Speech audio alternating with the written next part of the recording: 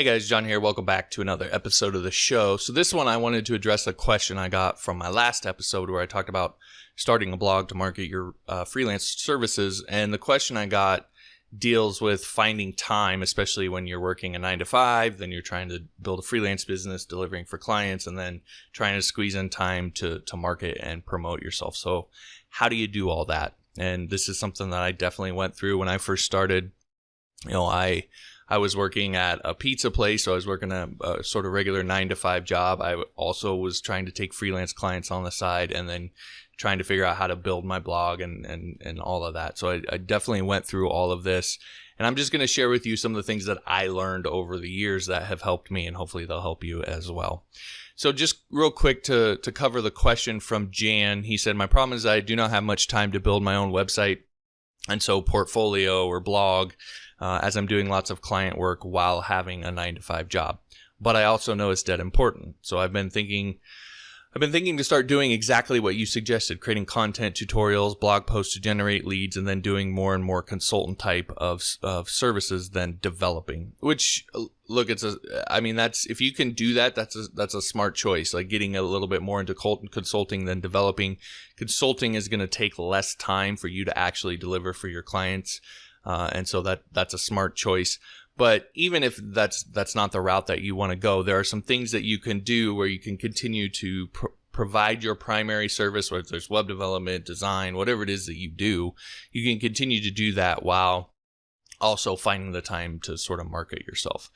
And so, again, I'm just going to go through some of the things that I learned that really helped me. So the first one is you really have to be disciplined about avoiding the perfection trap. If you go back, in fact, go back to the Wayback Machine, type in johnmorrisonline.com and look at 2009 or 10 or 11. Look at the sites. I mean, those sites were dead ugly. They're awful. Even my site now is not like some super fancy site. It's just pretty simple and straightforward. So my very, very first sites were very ugly, and I still got clients. Now, I'm a web developer, so clients didn't really care about my design skills. They cared more about if I could do the back-end stuff. So that was an advantage that I had.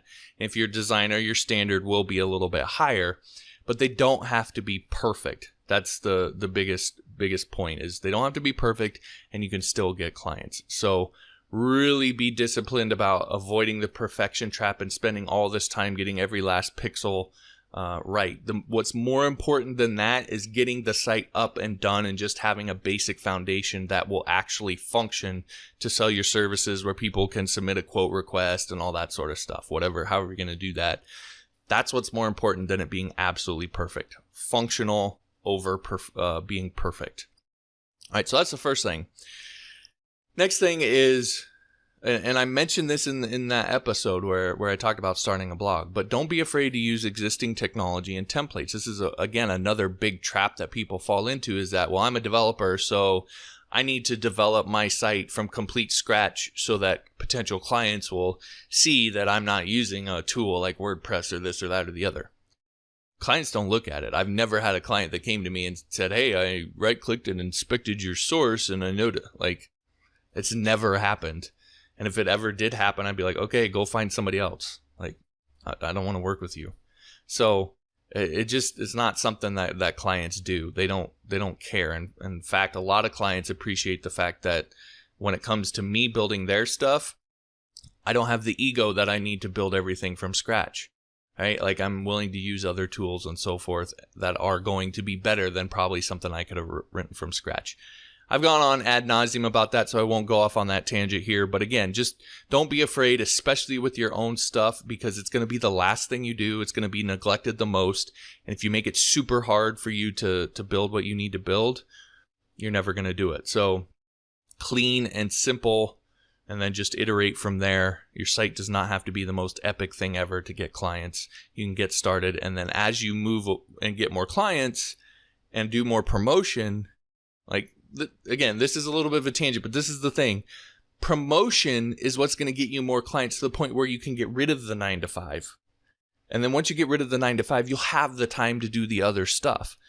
So you can't neglect the promotion because you don't have time because of your 9 to 5. Like, that is the solution. So you really have to kind of bite the bullet here. So get the basic foundation set up where you're functional, and then promote from there and use tools to help you do that. Again, that's why I said use WordPress and Elementor. It's really simple to build a website with those two things. Really, really simple. So do that. Next this is one I learned from Gary Vee. So he has this concept he calls 1 is greater than 0. And the idea is that something is better than nothing. And so I think about this in particular when it comes to creating the blog posts, but even you could apply this concept to your site, like, and the perfection trap. Having something there, even though it's not perfect, it might not be a 10, it's still better than having a 0. And so, and when it comes to creating blog posts, I recommend that you post and blog on a daily basis, or at least a week daily basis. That's what I try to do. But if starting out, you can only do it once a week, and you need to batch your content so that you do it just on the weekends, because then you don't have your 9 to 5, maybe you don't have as much freelance work going on, and you just do it on the weekends. Like, do it on the weekends then. So again, something is better than nothing. Getting started is more important than it being perfect or you doing everything. Like, and even within your blog post, each individual blog post does not have to be the most epic blog post ever written. Just look at your potential, especially if you're working with clients and you're working through issues with them. Like, take all those things down, write them down, and then write a quick post where you explain the solution to a problem that a client of yours actually had. You don't have to mention them or whatever, but just say, here's how to solve this problem. And just keep them real short and keep them real simple. They do not have to be the most epic thing ever. Okay, so 1 is greater than 0. Another one that I've learned from Gary Vee is this whole 2 to 4 a.m. thing. And so he talks about the idea of, like, look, this is not something that's just, kind of going to get handed to you, or it's not something that's easy necessarily. So yeah, you have a 9 to 5. Yeah, you have freelance clients you got to deliver for. Yeah, you have marketing promotion that you got to do. And there's a lot of stuff to do. And there's not as much time as you think, and yada, yada, yada. So what? Like, not everybody gets to do this. So you just, like, what are you doing from 2 a.m. to 4 a.m.? Or what are you doing from midnight to 2 a.m.? Like, there are hours in the day. Sleep an hour less a night, or 2 hours less a night.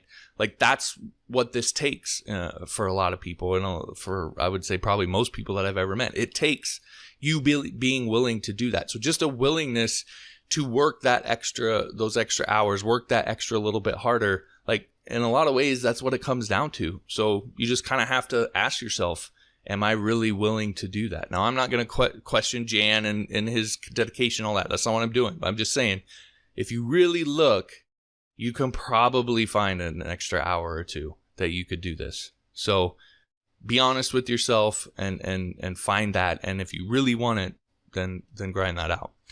Another one that I learned from a guy named Ben Settle is this idea that the first hour of the day is yours. And this was really impactful for me because at that particular time, I did have a lot going on. I had a lot of client work I was doing and so forth. And what would happen inevitably is, I would start doing something for a client. I would plan on getting that done and go do my own thing to work on my business and so forth. But then I would just get caught up in this client work. And next thing I know, it's the end of the day and I never did what I needed to do for my business. And so the whole idea is to reverse that. Like, the first hour of the day is yours to work on your business, not client work, not bookkeeping. It's to you work on you building your business, marketing and promotion, building your website, whatever it is. Like, it's yours. And again, a little bit of it is just, you got to take ownership. Like, it's mine. That's it, period. And just let your clients know, let your friends and family know, whatever you got to do, like, set the boundary. This time period is mine, period. Nobody else, you can't, there's no client meeting. I'm not responding to your email, whatever it is, this hour of the day is mine. Now, and if you have to get up an hour earlier in the day to do that, then do that. But one thing I've seen people do, or I've heard people do, is they'll split their day into 2 days. So if you have a 9 to 5 job, they'll say, okay, the 9 to 5 job is a separate day. I'm going to do that like just normally how I'm doing it now. Getting up earlier maybe isn't an option because I already get up super early or whatever. But then once I get back from my 9 to 5 job, that's like the start of a second day. And the first hour of that day is mine. So it's that first hour when I get back home, it's mine. And I work on my business, and then I'll do my freelance stuff and delivering for clients and all the other stuff later. Okay, so that's another way that you can do it that people have used that worked well. At the end of the day, my overall thought on this, my overall experience with this is there's time. You just have to take ownership. You just have to be disciplined about it. You just have to say, F it, I'm doing this. Because if you don't, you're never going to get to the solution. The solution is taking that hour and doing the promotion. That's what's going to get you off the 9 to 5. That's what's going to get you being able to do freelance full time. That's what's going to get you higher paying clients so you don't have to work as many hours. That's what gets you there. So at some point you just have to sort of decide, suck it up and make it happen. So that's sort of my overall advice on this. Now, one of the things that I mentioned in the episode that I did before where I talked about this is I have a new content marketing course where I actually go through my entire sort of process for how I do content marketing, from setting up your services sales page to lead generation, creating your lead magnet, writing your blog posts, the exact formula that I use, coming up with content ideas, all of that. I cover in that course. And one of the things that's really nice about it is once you have the system set up, right? Once you have the services sales page created, once you have the blog created, once you have your lead generation set up, once you have your email follow-up sequence in place, once you have the initial build done, then for me, it takes me about an hour a day, less than an hour a day, in order to run sort of my daily routine. So I don't need hours and hours and hours and hours to market and promote. I need less than an hour. It's really the same thing every day. I knock it out, get it done, and then I can move on and focus on delivering for clients and all the other stuff that I do. So that's one of the really nice things about it, and that's one of the big reasons why I wanted to teach this to people, because it is really the core of everything that I do in my entire business. So anyway, if you want to learn more about that course, you can go to content2clients.com. That's content, the number 2, and clients.com, and you'll see more info about the course there. All right, that'll do it for this episode. If you liked the episode, I'd appreciate if you hit the like button, subscribe if you haven't. That's it. We'll talk to you next time.